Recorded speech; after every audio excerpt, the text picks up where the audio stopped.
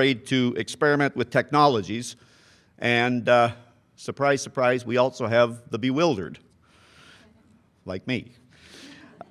We see evidence of technology push and technology pull, and I can't say that it's always abundantly clear to me which I'm looking at.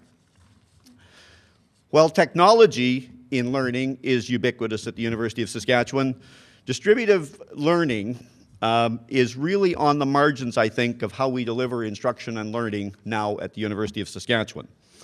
We have grown very comfortable over 100 years with our default. Our default is face-to-face instruction on campus during regular session, during the regular days of the week. And we have experimented, certainly, and we've got a lot of dedicated people out there demonstrating a lot of success with a whole range of other instructional delivery models. I guess I would predict, and I'm trying to lead some visioning around this and some strategizing, I would predict that we will, as a university, ease our way toward more distributive learning and to more technology-moderated learning, and I think that there are a number of reasons why we will do that. And we could have some conversation about that, perhaps.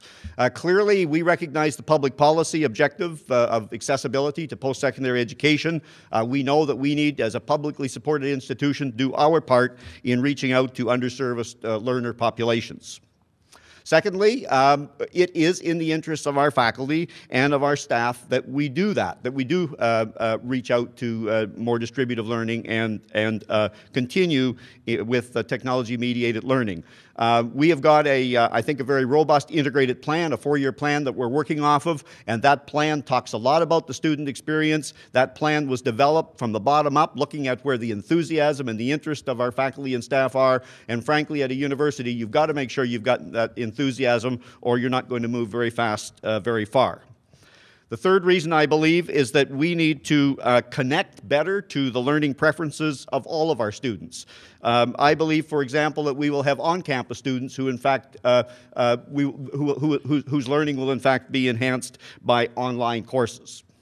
And finally, let's not shy away from an institutional objective. There is increasing competition for learners, and we need to make sure then that as an institution that in fact we have sufficient learners so that we can go about the entire business of being a university. Phil, we can talk more about challenges later on. For me, I think I'll just quickly mention a couple, though. I think that as a university, as we go about being very strategic, we have to move very carefully from a culture of entrepreneurship when we're talking about technology and learning. We need to move very carefully from that kind of permissive, experimental kind of a stage. We need to institutionalize our supports without strangling the baby.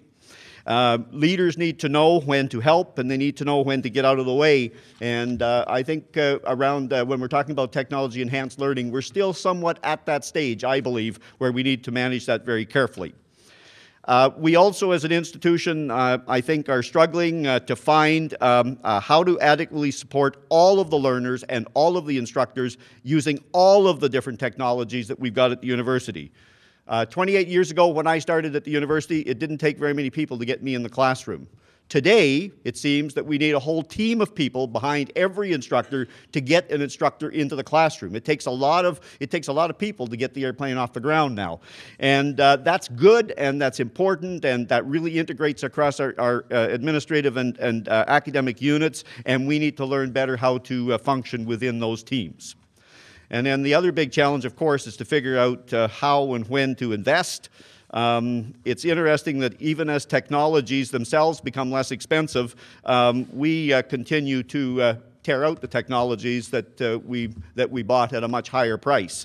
And so clearly we need to focus very carefully on where we invest, and that's a conversation that hopefully we can get into. Thank you, Ernie. And finally, I'll introduce Dr. Gary Boire from the University of Regina. And Gary asked me to tell you before he made his remarks that he has a son who works for Google. Gary. G'day, welcome. When I ask Morgan what he does at Google, he's a security engineer, and he just smiles and says stuff.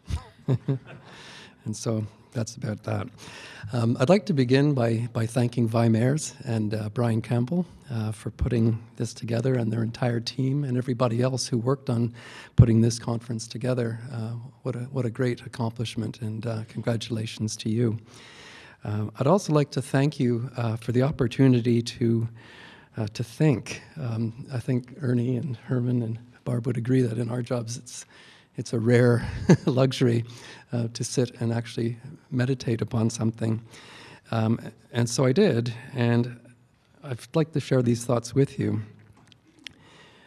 There's a very brief scene in a very good recent film called Doubt. I don't know if folks have seen it, with Meryl Streep and Philip Seymour Hoffman. Meryl plays a very crusty and suspicious and conservative nun who very much objects to the use of a ballpoint pen by a progressive priest named Philip Seymour Hoffman. And for me, as a film studies professor,